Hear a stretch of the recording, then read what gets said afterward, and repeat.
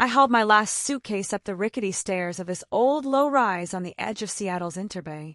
The place was a dump, peeling paint, creaky floors, but it was cheap, and after torching my journalism career in Chicago, cheap was all I could afford. I'm Sadie Hart, 27, and this was my shot at a do-over. The air reeked of damp wood and someone's burnt toast as I fumbled with the key to 3B. My new apartment was tiny, with walls so thin I could probably hear my neighbor sneeze. I dropped my bag and let out a shaky breath. This was home now, or at least a place to hide. That first night, I couldn't sleep. I was sprawled on a mattress on the floor, the city's hum sneaking through the window. Around 2 a.m., a crash snapped me upright. Voices seeped through the wall from 3C, sharp, female, spiraling into a yell. "You think you can just..." Then a door slammed, cutting her off. Footsteps stormed down the hall. I sat there, heart racing, waiting for more. Nothing. Just the hum again. Next morning, I was heading out, thermos of coffee in hand, when I ran into him on the staircase. Guy from 3C. Tall, maybe 30, dark hair, stupidly good-looking but with these faint shadows under his eyes. He caught me staring and flashed this half-smile like he was in on some joke I wasn't. "New neighbor, huh?" he said, voice smooth. "Welcome to the madness." "I'm Sadie," I said, gripping my thermos. "Heard some drama last night." He laughed, totally unfazed. "These walls, basically tissue paper. That noise, just someone's dreams crashing into reality." He stuck out his hand. "Lucas." I shook it, his grip steady but quick. He didn't mention the fight, and I didn't pry. Instead, he nodded at my thermos. "Word of advice, skip that sludge.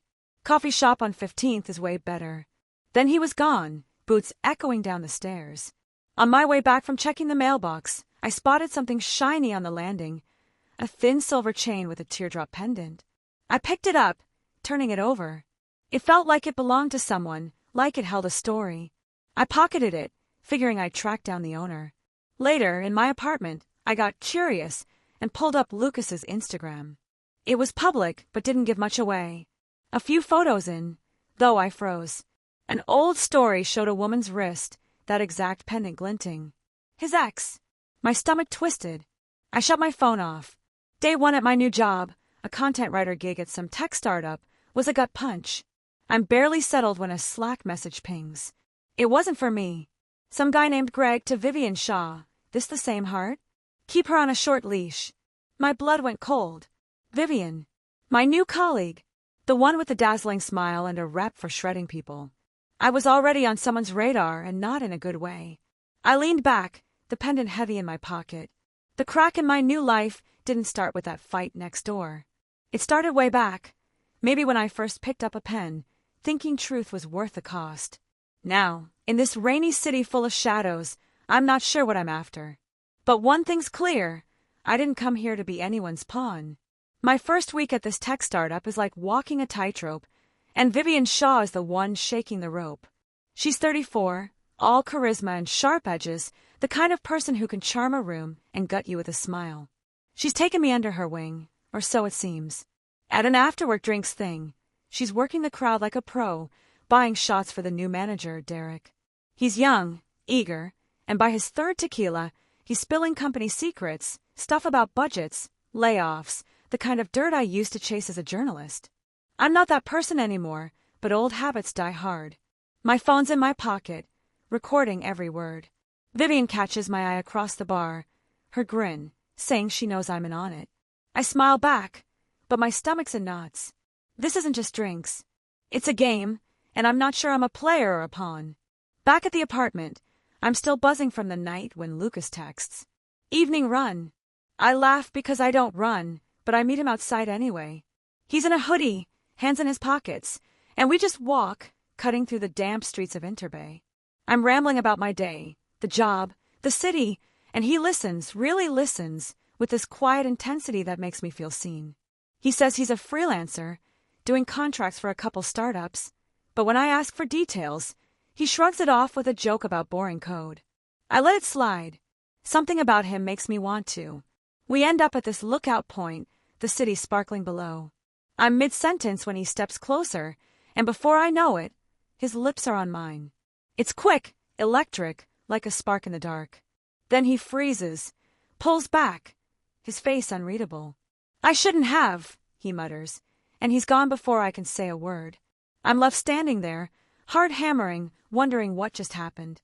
A few days later, I'm dragging myself out of the apartment when I spot a bouquet by my door. White lilies, my favorite.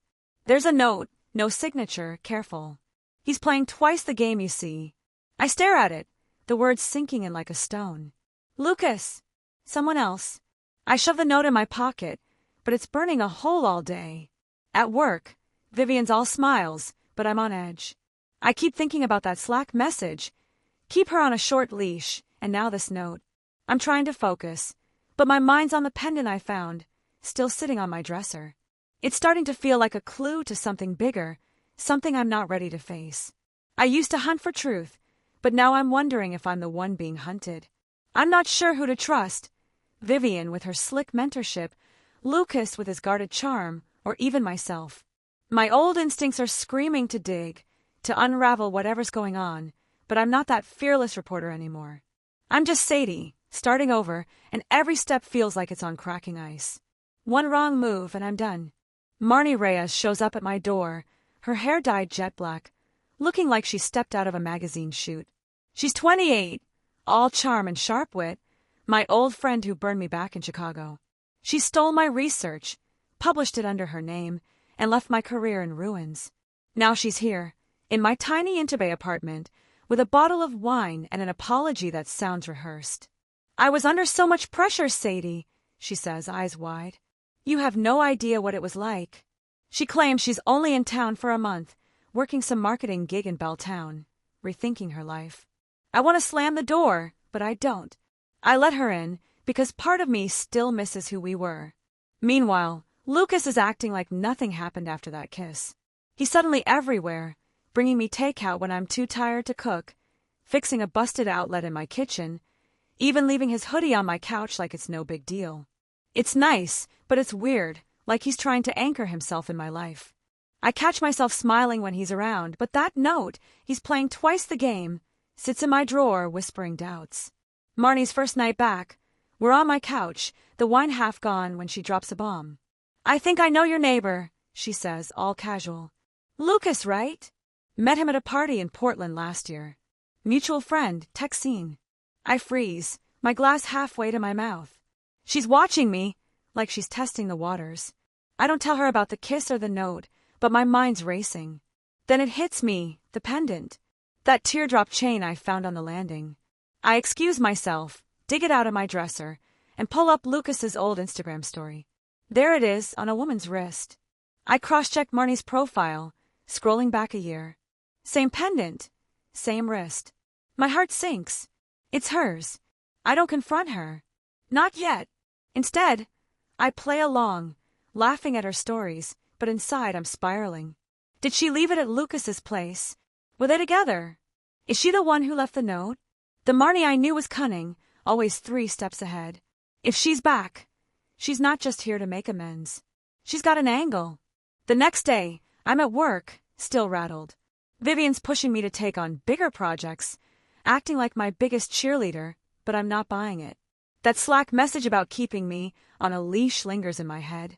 I'm starting to feel like everyone's playing a game I don't understand. Marnie with her convenient return, Lucas with his sudden closeness, Vivian with her too-perfect mentorship. I used to be the one asking hard questions, but now I'm the one dodging traps. Seattle's supposed to be my fresh start, but it's feeling more like a maze, and every turn leads to someone I can't trust, including myself.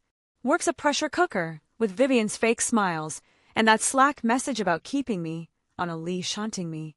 To cope, I've been hanging out with Ryan, a new coworker. He's 25, all easy grins and no baggage, like a breath of fresh air. We grab drinks, share dumb jokes, and one night, it turns into more. A quick, fun fling that feels like a break from the chaos. I'm not in love, but it's nice to feel wanted. Then Lucas finds out. I don't know how. Maybe he saw us at the coffee shop on 15th, but one night, he shows up at my door, reeking of whiskey. His eyes are wild, not the calm, witty Lucas I know. "I thought you were different," he slurs, leaning against the frame. Guess I was wrong. My heart's pounding, but I let him in, because I'm an idiot who still feels something when he looks at me like that. He steps closer, and before I can think, he's kissing me, desperate, like he's trying to prove something. One thing leads to another, and we end up in my bed. It's intense, raw, but when it's over, he bolts without a word, leaving me staring at the ceiling, feeling used. The next day, I'm at the office, still raw, when I spot Vivian in the hallway, laughing with some guy. My stomach drops. It's Lucas, but she calls him Luke.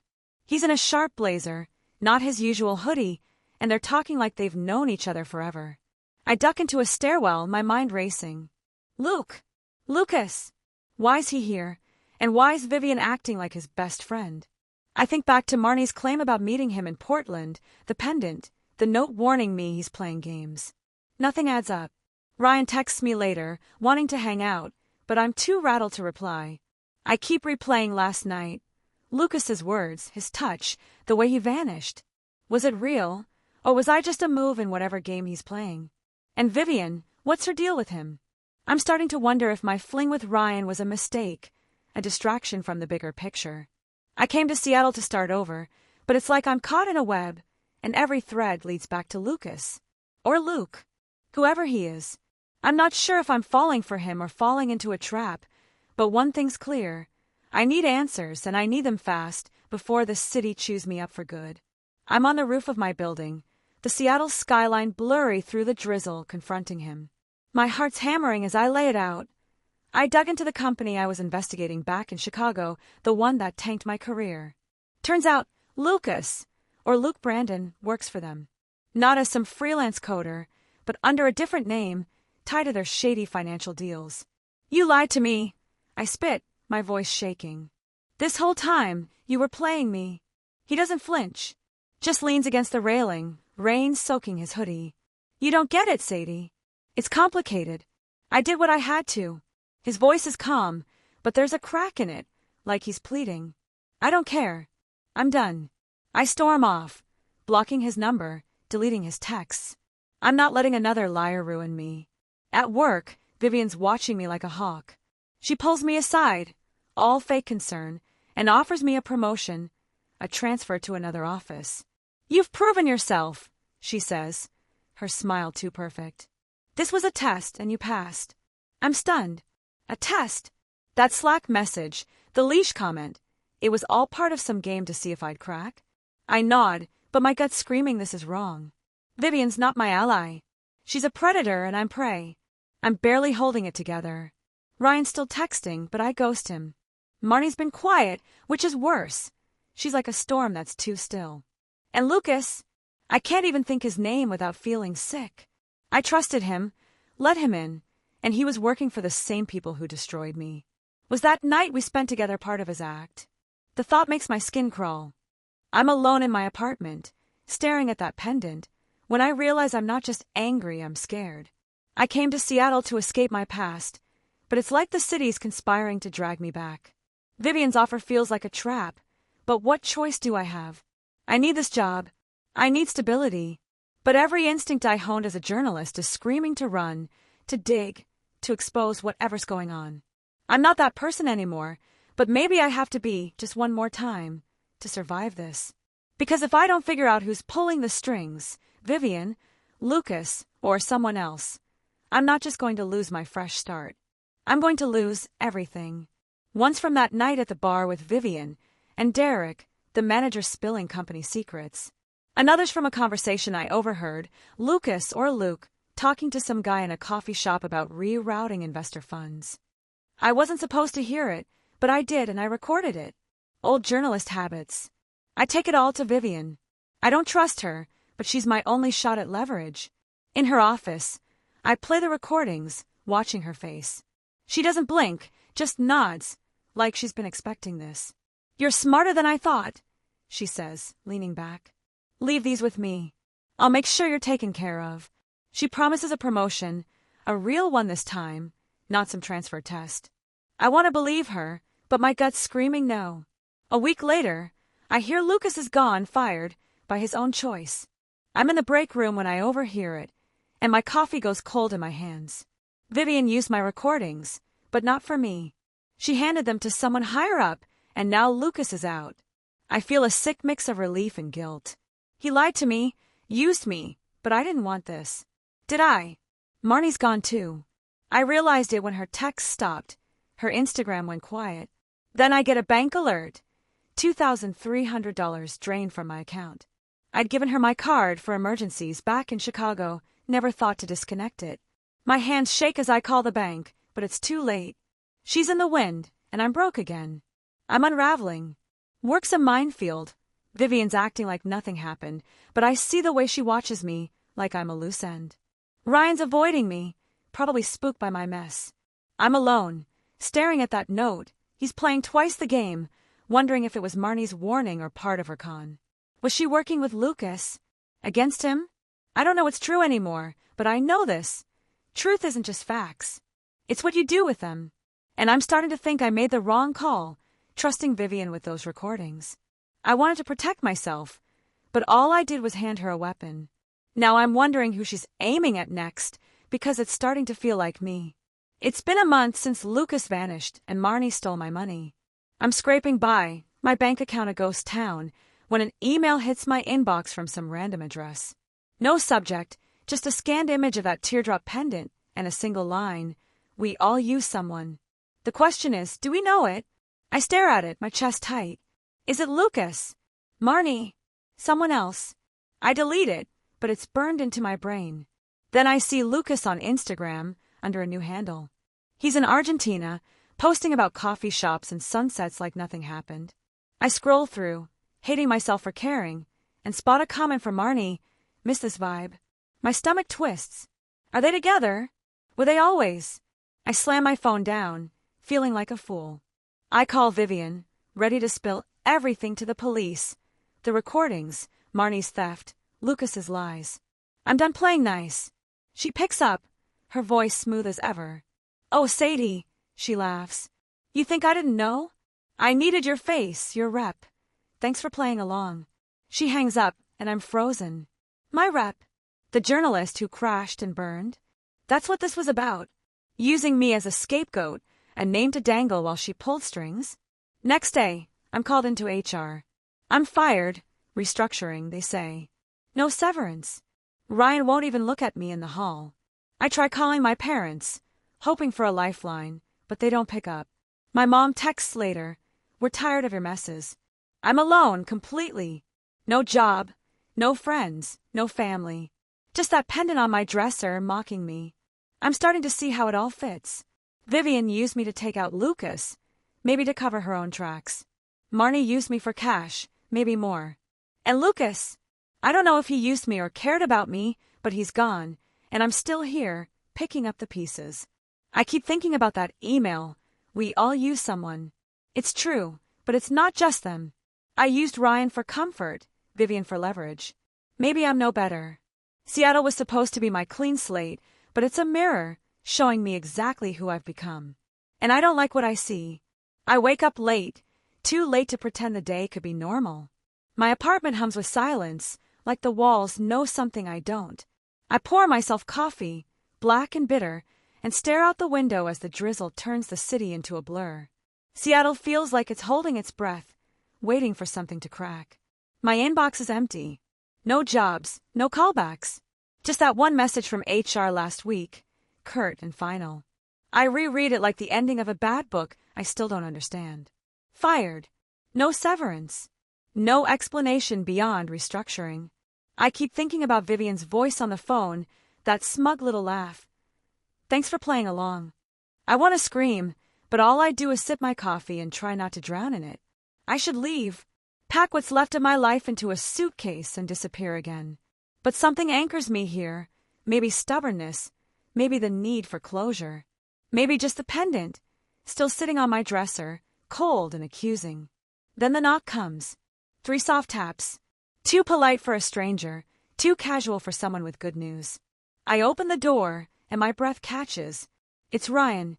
He's standing there in the rain, hoodie soaked, eyes tired. "Hey," he says, and I can't tell if it's an apology or a warning. "I didn't think I'd see you again," I manage, gripping the edge of the door. "Yeah, well, He runs a hand through his wet hair. I heard things. About Vivian. About what she did to you. To others. I narrow my eyes. Why are you really here, Ryan? He hesitates. Then, because I found something. He pulls a flash drive from his pocket, wrapped in a plastic bag. It was in her office, hidden in a drawer labeled legal. You should see what's on it. Inside, we sit in silence as my laptop boots up. The flash drive whirs to life, and a folder opens. Spreadsheets, emails, recorded Zoom calls. It's all there. Vivian forging financial reports, leaking insider info, manipulating promotions like a game of chess. And Lucas. His name shows up, over and over, tight-as-shell companies, shady wire transfers. My stomach flips. She used you, Ryan says quietly, to get to him. And when you handed over those recordings, she erased both of you from the board. I stare at the screen, heart racing. This is enough to bury her. He nods. If we play it right. I laugh, bitter and shaky. You think I have anything left to lose? You have the truth, he says. And maybe that's still worth something. I look at the screen, at all the evidence, and something shifts inside me, something sharp and familiar. That old itch, the one I tried to kill when I left Chicago. The part of me that still believes the truth matters. I pull up my contacts and type in a name I haven't spoken in a year, my former editor, the one who stood by me when the fallout came crashing down. I attach the files. Hit send. This is going to get messy, I say, closing the laptop. Ryan smiles, tired but real. It's already messy. Might as well finish what you started. Outside, the rain's letting up. The clouds are still heavy, but there's a sliver of light behind them. It's not much, but maybe it's enough. I grab the pendant, slip it into my pocket, and head for the door. Time to stop running.